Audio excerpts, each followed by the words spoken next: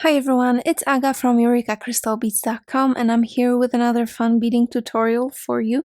Before I get started, just a quick reminder to check out the rest of our channel, and if you like what you see, hit that subscribe button and the notification bell to always know when we post new content. Welcome to the spooky season, finally, am I right? So in this video, I'll be making this little pendant that's actually made with beads and supplies from our February collection that we called Purrfect Valentine, and it was a Valentine's Day collection. But I do think that these two occasions, Valentine's Day and Halloween, have some things in common. For example, if you think about vampires and vampire romance, that has been a running theme in so many cultural pieces like movies, books, TV shows, anyway. So this is what we're going to be making, and this was the inspiration. It's kind of like a vampire fashion, and you can put this pendant on so many things. You can just put a cord in it, you can put a wire with some beads through it, and here I have just a little piece of tulle that I made into a choker. So it's super easy to accommodate it. There's a lot of customization in this one. So let me show you everything you need to know to make this. So this is the pendant that we're going to be making today, the front and the back, and I think the back is just as attractive as the front, to be honest. And here is the bonus little earring, and that I will show you how to make in a separate short video on our social media. As I said, these are made with our February collection Purrfect Valentine, but here are the specific supplies that you need to make this particular pendant. So, first of all, we're going to need something for the center, and I'll be using 8mm chatons. If you want to add the pendant at the bottom, you're gonna need some pendant, and a heart will do, but a drop will do as well, and the procedure is the same. But today I'll also show you how to put a small glass check heart that was also in the collection on the bottom right here, and I think that will look cute as well. It will not take so much attention from the pendant, so you can use that as well. When it comes to seed beads, we're going to be using 15 O's, we're going to be using 8 O's and 11 O's, and all of these are Toho beads.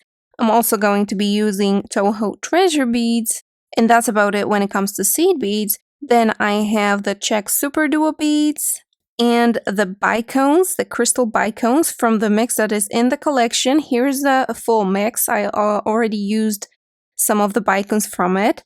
But today we're going to be specifically using the 4 of the white ones, 4 of the shiny red ones, and 4 of the matte red ones, which I think will look really good here on top of the pendant. When it comes to tools and other supplies, you're going to need a size 12 needle, so a finer needle, because of the 15 O's and multiple bead passes. And for thread, we're going to be using Fireline 4-pound crystal clear from Beadsmith, which is my favorite lately for this kind of bead work. In addition to that, you're going to need some scissors to cut off the excess thread and something to hang your pendant from. Here is just a simple cord, which I think works very well, especially if you use black bicones like I did here. For this one that I'm going to be making in this video, I'll be using the matte red ones just to see how it looks. But you can also use something else to hang your pendant off of, and here I have some ball chain, and I think it also looks quite nice.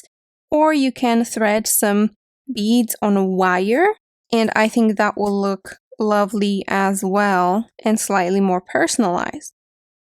Alright then, that's it for the supplies. Let's start beading. For the pendant, I'm going to be using an entire wingspan of thread, but you can also just use half of that. Don't cut off the tail and come back to the tail whenever your thread runs out. The first thing you do is you pick up 4 Super Duos and 4 15 O's just like that, interchangeably. So you start with a Super Duo and end with a 15 O. You slide them down your thread and go through all of them again. There, so when you pull it together, you have this little 4-pointed star, sort of. And now we can tie a knot in here so that nothing slides and moves on the thread. So I'm just using my leading thread to go through the loop and I just make 3 regular knots. If you want to be extra sure, you can use a surgeon's knot, which is when you go twice or even thrice through the same loop to create a knot that has the threads going around each other 2 or 3 times. And I'm gonna go through some more beads so that the knot can slide right behind the needle into the next bead. And that's row 1. Now we're gonna step up to the second hole of one of the super duos. And super simple, we're going to add a 15, one of the shiny bicones, 4mm bicones, by the way. I think I forgot to mention, but all of the bicones in this mix in the collection are 4mm. And another 15, just like that. And you go through the whole of the next super duo here. And you do the same for the remaining gaps. There, and that's the last of my bicones. Right here, I'm going to go through that 15 in the next bicone. So the first bicone that I added in this row, and I'm ready to start the new row. As you can see, I'm holding on to the tail thread with my other hand because I find that this stabilizes my work a little bit and makes it easier to bead when I hold on to that thread with my other hand. The next row, we're gonna start by, while coming out of the bicone, picking up 5 super duos and going around the bicone just like that and going through it again. And the super duos will create this sort of a fan around the bicone. Next up, I'm going to pick up an 8/0, then 3 Toho treasures and another 8/0, and I'm just going to go straight to the next bicone here. Now the 5 super duos again. I'm going around and into that same bicone. 8/0, treasures, 8/0, into the next bicone, and so on and so forth.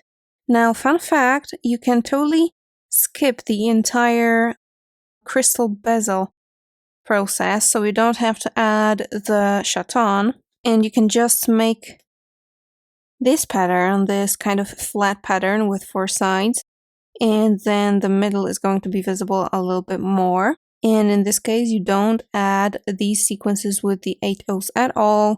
You just go on with the super duos. Right, but I am adding the chaton, so I'm going to add these sequences along. Adding my last sequence of seed beads, making sure it lands on top with the others, going through the bicone. And now we're going to get to bezeling our chaton, which is going to be super quick and easy. I'm going to step up through the 8/0 and the 2 of the 3 Toho treasures.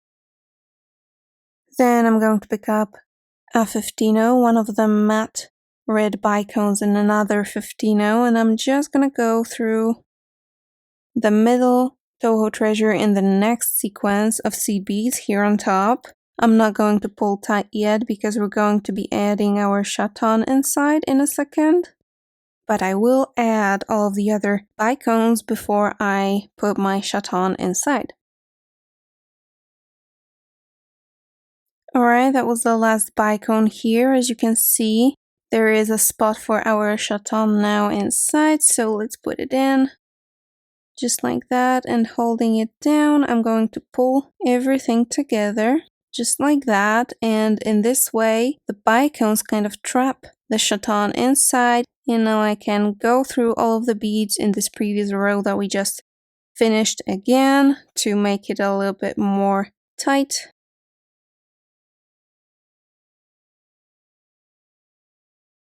Alright, and now I'll go through all of these beads again, only now I will skip the Toho treasures. So as you can see, I'm coming out of the 15/0 now. And I'm skipping the Toho treasure and going into the next 15/0 in here right away. And when you pull tight, these 15/0s will get closer together and the bezel will be a little bit tighter. To start the new row, we will have to step down, so I'm going through the next Toho treasure, down the treasure and the 8-0 next to it, through that bicone that is underneath, and through one of the super duos, just one, because we're going to be stepping up through the other hole and we want to put the thread in between our beads so that it's hidden a little bit better. And for this row, what we're gonna do is we're going to add a 15-0 in between the last super duos in the sets of 5, and that's how we connect the sets of 5, and in between the super duos that are in the sets of 5, we're going to be adding 8-0s.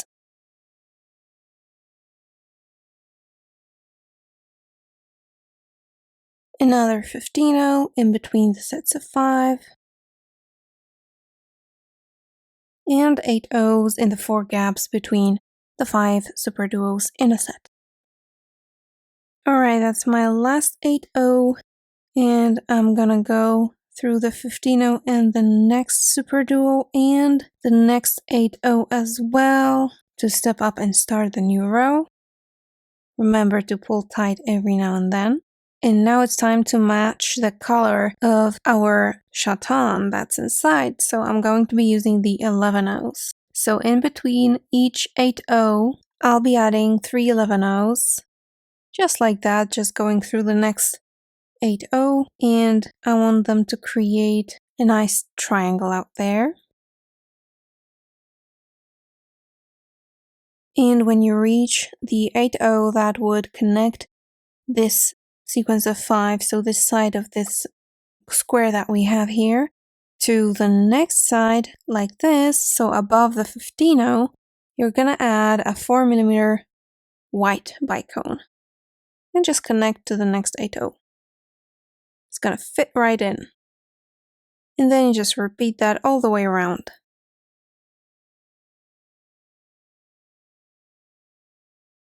On the third side, as you're going around, so I started with this one, that was the first one, the second one, the third one. On the third side, if you want to add the check glass heart, because it has a vertical hole like this, it goes right in the middle of it, and you can actually add it as you go, just like that. So let's just pick up an 11-0, an 8-0, and a 15-0, then our heart, and a 15-0 to block it.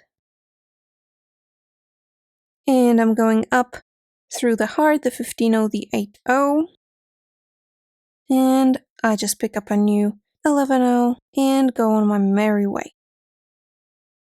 So this is what it will look like with just the heart.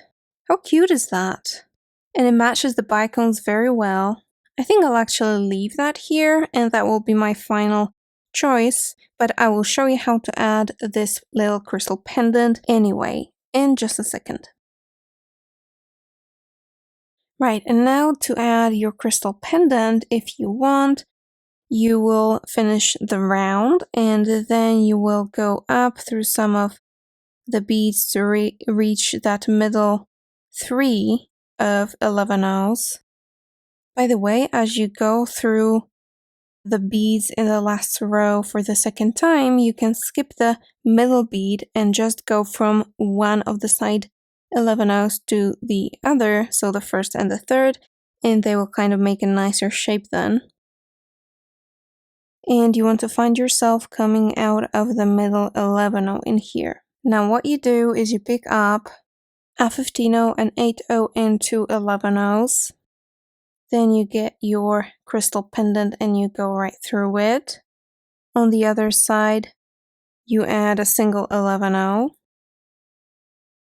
And now we're gonna go right back through that pendant to the front, through that one single 11-0 in the front, and back again. So I'm just kind of connecting the 11-0s out here. Now you want to make sure that you're coming out of the right side of the 11-0, so you just kind of twist it in that hole so that the way the thread is coming out of it agrees with the side on which the thread is coming out of the 11-0 in your beadwork, just like this, but right now I am in the back and I need to go through this 11-0 in the back, and I'll add the same sequence as on the other side, so one missing 11-0, one 8-0, one 15-0, and I'm gonna see where my thread is coming out of. Currently it can be coming out towards the left, and that's how I'm going to pass through that middle bead in the 3 again. That's gonna be a sequence in the back of our pendant, just like this, and now we need to add the sequences on the right. So again, I pick up a 15-0, an 8-0, and an 11-0 because this one is going to be kind of shared. So I go through it on the same side, so up in the front. This is what we want, a nice kind of bail. I'm gonna go through the whole of the charm of the pendant to the back. Now through that single bead in the middle, pulling tight. And now right away I can add the remainder of the bail. So an 11-0, 8-0, and 15-0. And I pass through that middle white bead, closing our bail. And this is what it looks like. I think it's quite neat. And I'm not exactly sure which side I like better now. Like this, or like this. But I'm gonna stick with the check heart. Now you can leave your pendant like this, just add a bail. I will show you how to make a beaded bail in a minute, but you can also add some more pizzazz and make it a little bit more three-dimensional, and also stabilize the entire structure a little bit. So this is where you can add these little elements in here that make it a little bit, as I said, three-dimensional, and actually stabilize the entire beadwork as well. So what I'll do is I'm gonna reach this place in here in between the 8-0s where the 4mm bicone is. Now once you're here, you want to pick up a 15-0, a super duo, and 3 Toho treasures. You slide that down, and you go right through the other hole of the super duo here, so that when you pull it down, this is what you get. Now I'm going to pick up a single Toho treasure and then an 11-0. And I'm gonna go through the middle Toho treasure in our bezel in the same direction that I'll be going, and the same direction that I'm coming out of this 8-0. So in my case, it's right to left. So that this is what we have. Now I'll just add a single 11-0, and I'll go through the third of the Toho treasures and the 3 that we previously added through the super duo and the Toho treasure on the other side that is connected to the 11-0 as well, just like this. And now I'll add the remaining Toho treasures, the 2 remaining Toho treasures. Go through just the super duo, the second hull of it, the bottom one, just like this. And then you just add a 15-0 on the bottom here, and you can go on through the next 8-0 towards your next sequence in here that you will add in the same exact way. Now for a slightly different look, when you go out of the 8-0, what you can do is you can pick up one Toho treasure, a bicone. I'll be using the lighter ones from the mix just to add a little bit of a lighter red accent in here. Then an 11-0. Go through the middle Toho treasure in the bezel in the same direction as you're going in. Then an 11-0 on the other side, and you go through the bicone again so that it becomes kind of centered.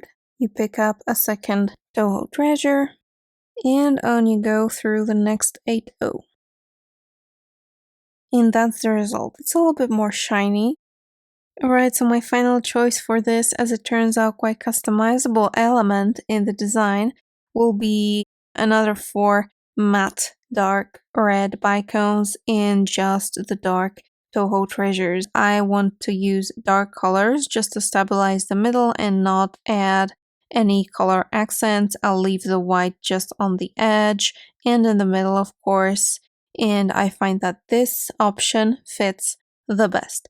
So let me just do the rest of it. I'll just go along the edge to reach the next gap above the white bicone here, and I'll come back to show you how to make the beaded bail. Okay, I added all of my 4 stabilizing sequences, which put me back at the top. I'm coming out of this top bead, top 11 in here. Now for the bail, you can use literally any beads that you want, even the super duos, because the method stays the same. But I'm going to start with 15 on either side of this 11 here. So I'll pick up first a 15, then 2 11s, and another 15, and I'll go around that first 11 in the beadwork. I'll go up the 2 beads on this side. For the next row, I'll pick up 2 11s, and I'm going to go down the same route, all the way down through the 15, through that first 11 here, and back through 3 beads, so the 15 and the 2 11s. And now I'm just gonna continue with white 11s by adding a pair, going down 1 bead on the other side, and up 2 beads on this first original side that I'm coming up. Just like this. Yeah, and I think I'll stick with the white beads for the bail. I just think it will look super nice with that. Alright, once you're happy with the length of your bail, which depends on what you want to put through it. If you have to put through a clasp, make it a little bit bigger, but if you're just going with cord, it doesn't have to be that big. So I'm just turning my work over. I fold over my little beaded bail. I pick up a single 15 again and pass through that middle bead on the side where my thread is coming out of. Picking up another 15 for the other side, going through the 11 bead on that other side. Just to be sure, I'll go through these last few beads one more time. And now as I go through that 11 at the base of my bail, it's time to finally tie off my thread and finish the pendant.